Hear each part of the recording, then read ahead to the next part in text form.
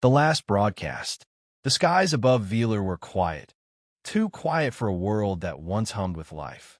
High above the capital spire, the great blue rings of their planet still shimmered in the dawn light. But below them, the Velari High Council sat cloaked in shadow and silence. The walls of the chamber, etched with generations of peaceful treaties, now flickered with emergency red. Counselor Ashiro's feathers trembled as he spoke. 3 more colonies lost in the past cycle. No survivors. They do not invade. They do not conquer. They eradicate. A hush fell over the chamber. Only the soft rustling of wings and the hum of atmospheric filters filled the void. The KRYL Dominion has made their intention clear, said Counselor Velen, voice hoarse. They view us as a contamination, our pacifism, our culture of harmony, an infection to be burned away. We have no fleets, whispered another. Our defense drones are ceremonial. We haven't fought a war in 300 cycles. We have nothing. No, Ashiro said, standing tall. We have everything to lose. That is why I propose we break the oldest law of our people. We must transmit a pan-galactic broadcast. Gasps echoed through the chamber. The law against external cries for aid dated back to their founders. To ask for help was to admit helplessness, to risk inviting conquerors rather than allies. But the room knew. The silence spoke for them. There is no honor in extinction, Ashiro said. Let our voices echo into the stars. Let the galaxy hear our plea, even if it dooms us. A silent vote passed, unanimous. Within hours, the beacon was activated. On every frequency known to the Velari and many they had never dared to use, a simple message was sent. To any who hear us, we are the Velari. Our worlds burn. We plead for mercy. We ask for help. Please. Then, the waiting began. 3 days later. The council chamber was darker now. 3 days, and nothing but silence in return. No alien emissaries. No messages of hope. Not even acknowledgments of receipt. The great races of the galactic stage. The Arquan, with their 1,000 worlds. The crystalline Zaltaith with fleets of light, the Taurinans who preached peace but lived in orbiting palaces, they had heard, and they had chosen not to answer. They've done the calculus, Velen said bitterly. Helping us is not profitable. It is not efficient. Mercy, to them, is a vulnerability. Ashiro stood, the weight of despair pressing on his shoulders like planetary gravity. We are alone. But then, a sharp chime pierced the silence. A technician, barely more than a fledgling, stumbled forward, wings twitching. A response, they chirped, on an unregulated relay. From a Class C world. Designation, Sol 3. The council leaned in. The name meant nothing to them. No galactic influence. No political weight. A backwater. Translate, Ashiro ordered. The ancient speakers crackled, and then a voice, clear and direct, filled the room. This is Captain Maria Torres of the United Nations Starship Resolute, responding on behalf of Earth. We received your distress call.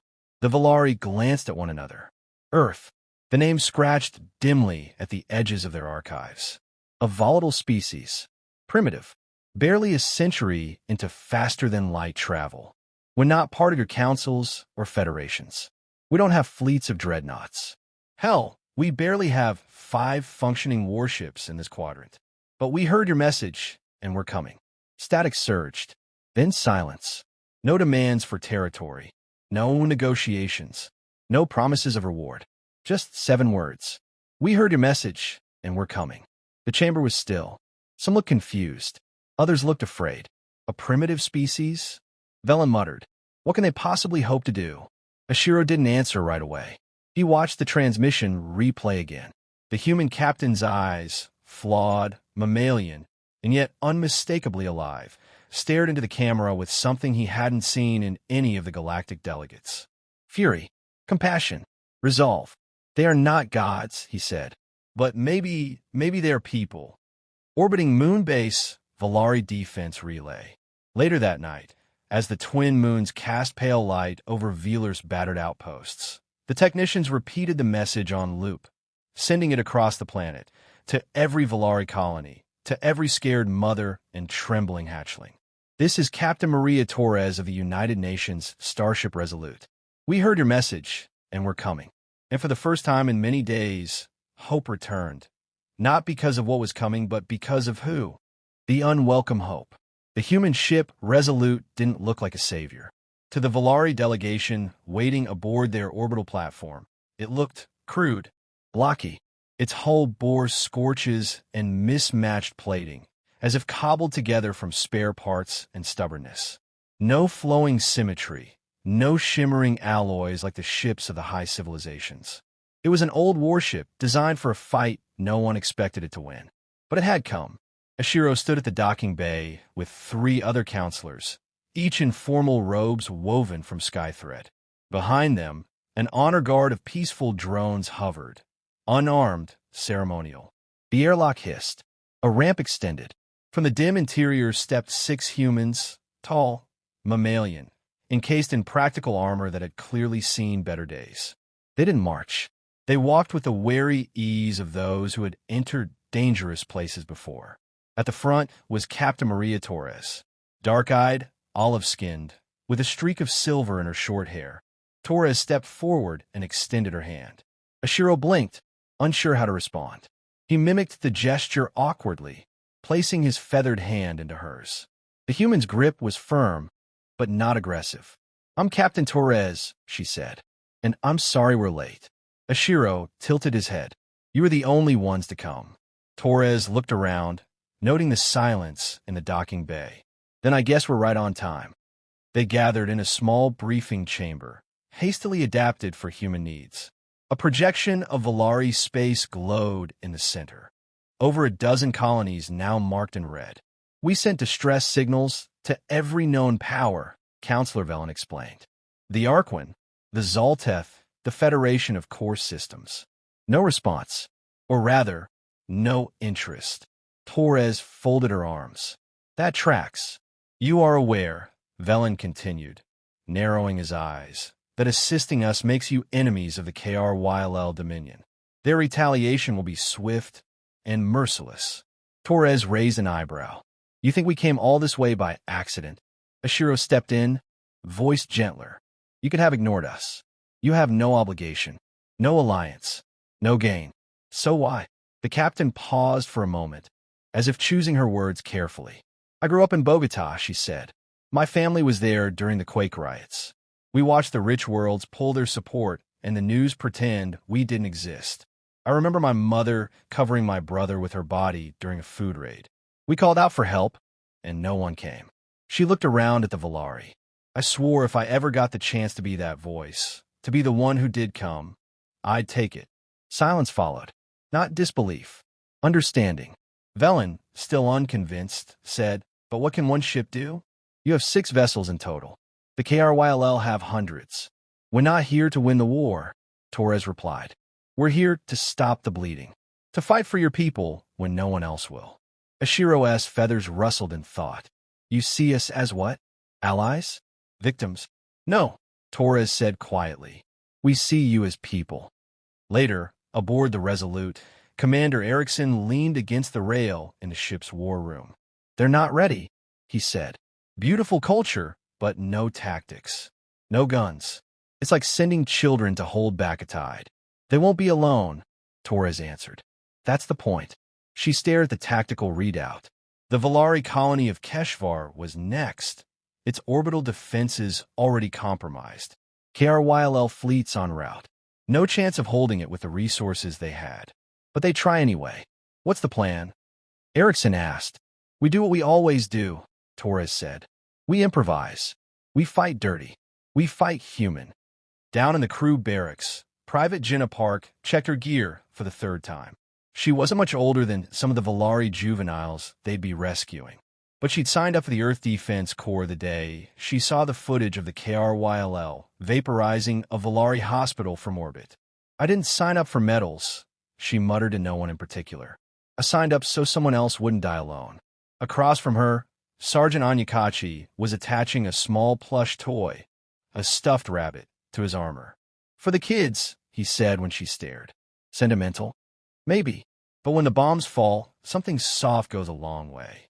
As the human ship prepared to jump, the Velari delegation returned to their orbital platform. Ashiro lingered, staring into space where the Resolute waited in silence. "They're mad," Velen said beside him. "Yes," Ashiro replied, "but perhaps madness is the price of mercy." They watched as the ship's engines ignited and the Resolute vanished into faster-than-light space, leaving only a ripple in the void. For the first time in Velari history, they were not alone in their fear. And for the first time, they were not alone in their fight. The battle for Keshvar. Keshvar was burning by the time Resolute dropped from faster-than-light. The Velari colony's atmosphere shimmered with orbital fire. Explosions lit up the sky like dying stars, and vast plumes of ash choked the once lush cloud forests. On the ground, evacuation centers had turned into bunkers.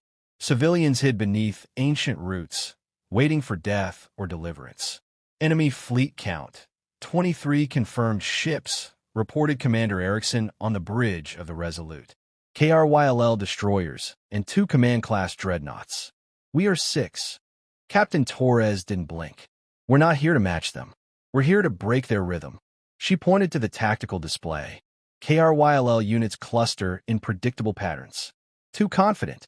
We hit the rear line, jam their communications, scramble their scanners. Make it look like there's more of us. Chaos is our only advantage." "And ground support?" Erickson asked. "We drop." 30 minutes later, lower atmosphere. The human drop shuttle bucked as it tore through the turbulence above Keshvar. Sergeant Anyakachi sat strapped in with his fire team. Jenna Park, Rodriguez, and Lou. Across from them, Velari civilians watched in terrified silence, clutching small children. Private Park held her rifle tight, then caught Anyakachi staring. "Still think the rabbit's a good idea?" she asked, nodding to the stuffed toy on his chest plate. "Not everything we carry is meant to shoot," he replied. The shuttle slammed down with a deafening thud. The door blasted open, and the war came rushing in. On the surface, the KRYLL were already there, monstrous, insectoid creatures in gleaming black armor, swarming like a plague of intelligent locusts. Their weapons fired searing blue energy bolts, disintegrating walls and trees alike. The humans didn't wait. Anyakachi's squad stormed out, covering the Velari evacuees behind them. Smoke filled the air, along with the sharp, electric scent of energy fire. Park dove behind an overturned transport and returned fire, clipping a KRYLL soldier mid-charge. "Flank left," she shouted. Lou launched a mini-drone to map their surroundings. Rodriguez lit up an enemy tunnel with incendiaries. The Velari civilians, elders, children, medics, stayed low, terrified, unarmed. One young Velari, barely grown, stood frozen, eyes wide. Park ran to him, crouching low. "Hey, you're not alone. We've got you." The child trembled. "Why would you help us?" She hesitated, then reached her vest. She pulled off a spare patch, her unit insignia, Earth's blue sphere over a field of stars, and pressed it into his feathered hand. "Because someone should have helped us, once," she said, "and we remember what it felt like when no one did." Above Keshvar, orbital combat. In space, Resolute danced like a knife in a storm. "Launch decoy mines now," Torres ordered. Spherical EMP disruptors scattered behind the ship, mimicking multiple human warp signatures. The KRYLL formation faltered, confused. A coordinated strike with 2 support ships slammed into a KRYLL destroyer's underbelly.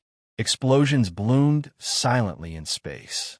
Another ship, a repurposed Earth cargo freighter, rammed straight into a KRYLL cruiser, sacrificing itself to take the behemoth down. 1 down, 3 crippled, Erickson reported. Still outnumbered 4-1. "We don't need to win," Torres muttered. "We just need to hold." On the ground, evacuation point Delta. The final group of Velari civilians poured into the launch field. Dropships whirled overhead, fire lashing behind them. Anyakachi's team covered their retreat, laying suppressive fire. Civilians loaded, Park called over comms. 3 minutes to dust off. A KRYLL spike mortar hit nearby. The blast flung Rodriguez into the air. He didn't get up. Onyekachi growled. We hold this line, no matter what. Suddenly, the Velari youth, the same child Park had spoken to, stepped forward. He held a discarded Kryll blaster, shaking. No, he said in a thin voice. We hold it together. The child ducked behind a barrier and fired, poorly, but bravely. Onyekachi barked a laugh. You got guts, kid. Park threw her last grenade. People learn fast when they've got something to fight for. Orbit, final push. Resolute took a direct hit. Hull breaches. Fire in the secondary engine core. Life support compromised. Still online. Erickson barked, blood trailing from a cut above his eye. Torres gritted her teeth. Line up the dreadnought. Ram course. No weapons, just us. Suicide run? He asked. She shook her head. No. Statement. The Resolute barreled forward, feigning a reactor overload. Kryll ships peeled away in panic.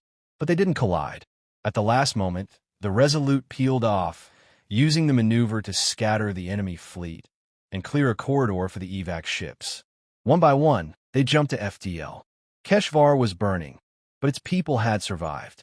Keshvar orbit debrief. Later, in the dim light of the medical bay, Torres stood beside Onyekachi's cot. He was covered in bandages, missing a chunk of his armor and his left hand. Worth it, he muttered. Torres handed him a small object, the stuffed rabbit. Singed but intact. You dropped this, she said. He smiled. It stayed with me. Guess it knows who it belongs to. Velari broadcast, one cycle later. In the ruins of Keshvar's old Parliament Dome, now a relief center, a young Velari addressed the remaining council and cameras. We asked for mercy, he said. The powerful turned away. The mighty closed their gates. But the humans came. He lifted the earth insignia Park had given him. They were not the strongest, but they were the first to stand. And in doing so, they taught us what it means to fight, not in hatred, but in hope. The people's legacy. The war didn't end at Keshvar. It changed there.